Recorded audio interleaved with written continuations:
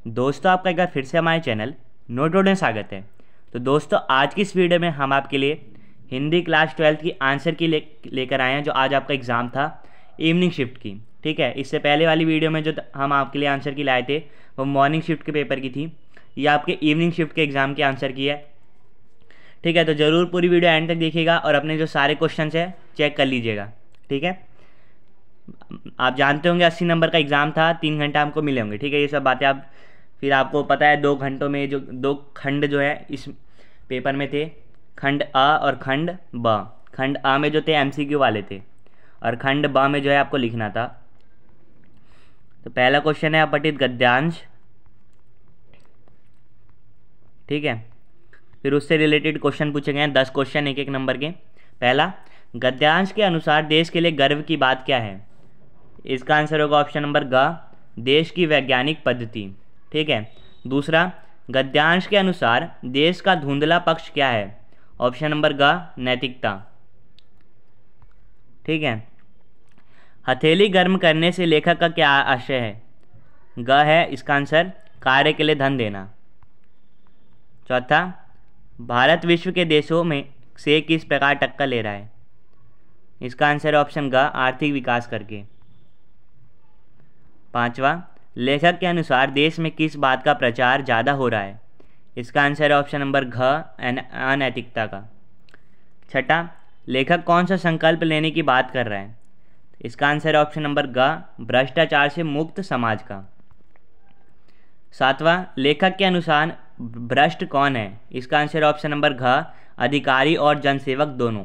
ठीक है, दोनों ही भ्रष्ट हैं। आठवां, लेखक के अनुसार हमारे हृदय में कौन सी भावनाएं होनी चाहिए? तो ये सभी जो भावनाएं हैं, सत्य, ईमानदारी, कर्तव्य, निष्ठा। तो इसलिए इसका जो आंसर हो जाएगा ऑप्शन नंबर घ, उपयुक्त सभी। ठीक है। नौवां, देश की प्रगति कब सार्थक होगी? जब देश के मान सम्मान का जो है ध्यान रखा जाएगा। तो इसलिए इसका आंसर होगा ऑप्शन नंबर घ। अंतिम क्वेश्चन था, लेखक किस सोच से मुक्त होने की बात कर रहा है? इसका आंसर है ऑप्शन नंबर ग, लोग ऐसा कर रहे हैं तो हम क्या करें वाली सोच से। ठीक है। दूसरा क्वेश्चन था आपका अपठित पद्यांश, 8 नंबर का ये था। ये आपको एक काव्यांश दिया गया था, इससे आपसे क्वेश्चन पूछे गए थे। फूल बोने का अर्थ है? इसका आंसर होगा ऑप्शन ग, अच्छे एवं भले कार्य करना। मानव मन की कड़वाहट कैसे दूर हो सकती है? ममता की शीतल छाँव होने से। ठीक है, इसका आंसर ऑप्शन ग। तीसरा, ज्वालाएं किसका प्रतीक है? इसका ऑप्शन नंबर क, आग का। चौथा, अगम चेतना की घाटी से कवि का क्या आशय है? इसका आंसर है ऑप्शन नंबर ग, जीवन का अनजाना पथ। कवि के अनुसार हमें संकट के समय क्या करना चाहिए? इसका होगा ऑप्शन नंबर ख, मुस्कुराना चाहिए। छठा, कांटे बोने से कवि का क्या आशय है? इसका आंसर ऑप्शन नंबर ग, दूसरों को पीड़ा पहुंचाना। सातवां, कवि के अनुसार मानव मन कमजोर कब पड़ता है? इसका होगा ऑप्शन नंबर ग, जीवन में आगे बढ़ने का मार्ग नहीं दिखने पर। ठीक है, हमारा मन जो है कमज़ोर पड़ता है। आठवां, जीवन में कष्टों की समाप्ति के बाद क्या होता है? तो नई आशा और स्फूर्ति का जो है संचार होता है। तो इसका आंसर होगा ऑप्शन नंबर क। ठीक है, तो पद्यांश में हमको 2 पद्यांश दिए थे, आपको दोनों में से कोई एक करना था। तो अब देखते हैं दूसरा वाला जो पद्यांश है, ये आपका पद्यांश दिया गया है, फिर इस पर आधारित क्वेश्चन पूछे गए हैं। पहला, कवि के अनुसार क्षमा किसको सुशोभित करती है? सर्प को। ठीक है, ऑप्शन नंबर ग। दूसरा, गरल का अर्थ है? ऑप्शन नंबर ग, विष। रघुपति किसके पंथ मांग रहे थे? तो समुद्र से। ठीक है, तो इसका आंसर ऑप्शन नंबर ग, राम क्रोधित क्यों हुए? इसका आंसर ऑप्शन नंबर ग, समुद्र उनकी विनयपूर्ण प्रार्थना जो है नहीं सुन रहा था। ठीक है। पांचवा, काव्यांश के अनुसार किसके वचनों का सम्मान होता है? तो इसका ऑप्शन नंबर क, सामर्थ्यवान व्यक्ति के। छठा, राम के क्रोध पर समुद्र की क्या प्रतिक्रिया थी? इसका आंसर ऑप्शन नंबर ग, वह रक्षा की गुहार लगाता हुआ राम की शरण में आ गया। सातवां, मूढ़ का अर्थ है? इसका अर्थ होता है मूर्ख, इसलिए इसका आंसर होगा ऑप्शन नंबर क। आठवां, वर्तमान दौर में सरलता को क्या समझा जाता है? चंचलता। ठीक है, इसका आंसर ऑप्शन नंबर घ, अभिव्यक्ति और माध्यम। ठीक है, इसमें तीसरा क्वेश्चन है 5 नंबर का, गोवा में पहला छापा खाना खोलने का उद्देश्य था मिशनरियों द्वारा धर्म की पुस्तकें छापना। ठीक है, इसका आंसर ऑप्शन नंबर ख। मुद्रित माध्यम की सबसे बड़ी विशेषता है? इसका होगा ऑप्शन नंबर ग, दीर्घ काल तक जो है संरक्षित किया जा सकता है। फ्रीलांसर किसे कहते हैं? स्वतंत्र पत्रकार जो किसी समूह से न जुड़ा हो, ठीक है, इसलिए जो इसका आंसर होगा ऑप्शन नंबर ख। चौथा, समाचार लेखन की शैली को कहते हैं? ऑप्शन नंबर ग, उल्टा पिरामिड शैली। पांचवा, फीचर में होता है मनोरंजन और समाचार, ठीक है, ऑप्शन नंबर ख।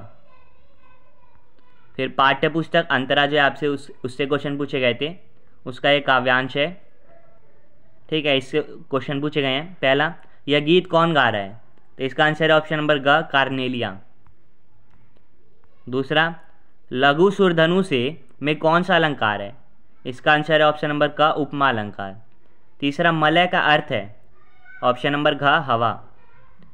चौथा, दूर देश के पक्षी भारत को क्या समझते हैं? ऑप्शन नंबर ग होगा इसका, अपना घर। पांचवा, भारत के लोगों के दिल में कौन सी भावना प्रबल रूप से विद्यमान है? ऑप्शन नंबर ग, करुणा, ठीक है। अनंत शब्द किसके लिए संबोधित है? महासागर के लिए, ठीक है, इसका आंसर होगा ऑप्शन नंबर ख। पांचवा, आपको ये गद्यांश पढ़ के उत्तर देना था, इससे रिलेटेड जो क्वेश्चन है। पहला, भारतेंदु हरिश्चंद्र कौन थे? तो साहित्यकार थे, ठीक है, इसका आंसर होगा ऑप्शन नंबर क। दूसरा, लेखक की बाल बुद्धि किसमें भेद नहीं कर पाती थी? ऑप्शन नंबर ग, अभिनेता और कवि हरिश्चंद्र में। तीसरा, मिर्जापुर में भारतेंदु हरिश्चंद्र के कौन से मित्र रहते थे? इसका होगा ऑप्शन नंबर ख, उपाध्याय बद्री नारायण चौधरी। चौथा, सत्य हरिश्चंद्र है, ठीक है, इसमें आपको बताना है ये क्या है, ये आधुनिक नाटक है, ऑप्शन नंबर घ। प्रस्तुत गद्यांश किसकी आत्म अभिव्यक्ति है? इसका आंसर होगा ऑप्शन नंबर ग, रामचंद्र शुक्ल की। छठा, मानव लेखक के मन में माधुर्य की अपूर्व भावना का संचार किससे होता था? ऑप्शन नंबर घ, हरिश्चंद्र के व्यक्तित्व से, ठीक है। फिर जो आपकी अंतराल बुक है उससे एक क्वेश्चन पूछे गए हैं, पाँच नंबर के। सुभागी कौन थी? भैरव की पत्नी, ऑप्शन नंबर घ। दूसरा, सूरदास की झोपड़ी किस रचना का अंश है? इसका होगा ऑप्शन नंबर ग, रंगभूमि। सूरदास के पैसे किसने चुराए? ऑप्शन नंबर घ, भैरव ने चुराए। चौथा, डियर पार्क में लेखक ने क्या देखा? इसका आंसर है ऑप्शन नंबर ख, अंडे सेती बत्तख को। बिस्कोहर की माठी पाठ लेखक की किस विधा की रचना से लिया गया है? इसका आंसर होगा ऑप्शन नंबर ग, आत्मकथा से, ठीक है। ये हमारा खंड अ था, इसमें एमसीक्यू जो क्वेश्चन थे उसके आंसर आपने देख लिए होंगे। अब ये है डिस्क्रिप्टिव टाइप क्वेश्चन, ठीक है, अभिव्यक्ति और माध्यम के पहले क्वेश्चन है यहाँ पे। 3 में से आपको एक विषयों पर जो है रचनात्मक लेख लिखना था, ठीक है। 8वां, आपको ये 3 प्रश्न दिए हैं, 3 में से किन्हीं 2 के जो उत्तर थे आपको 60 शब्दों में लिखने थे, ठीक है। फिर 9वां, 2 क्वेश्चन है, दोनों के जो उत्तर है आपको 60 शब्दों में लिखने थे, ये 6 नंबर का क्वेश्चन था। फिर आपकी अंतरा और अंतराल बुक से क्वेश्चन थे। प्रश्न 10वां, इसमें 3 में से आपको कोई 2 करने थे, 2-2 नंबर के, और 40 शब्दों में इसका आंसर देना था।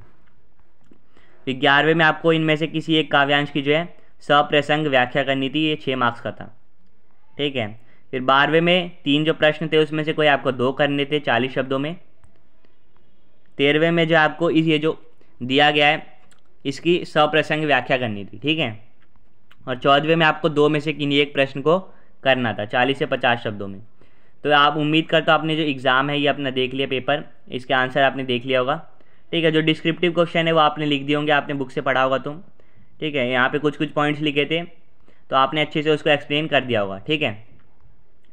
उम्मीद करता हूँ आपको आंसर की पता चल गई। आपसे फिर मिलेंगे हम किसी और नेक्स्ट वीडियो में, तब तक के लिए दोस्तों चैनल को सब्सक्राइब करके रख लीजिए, ताकि जैसे ही कोई इंपॉर्टेंट वीडियो आए, जैसे ही अगर कोई और आपका एग्ज़ाम हो उसकी मैं आपको आंसर की प्रोवाइड करूँ तो आपको नोटिफिकेशन मिल सके।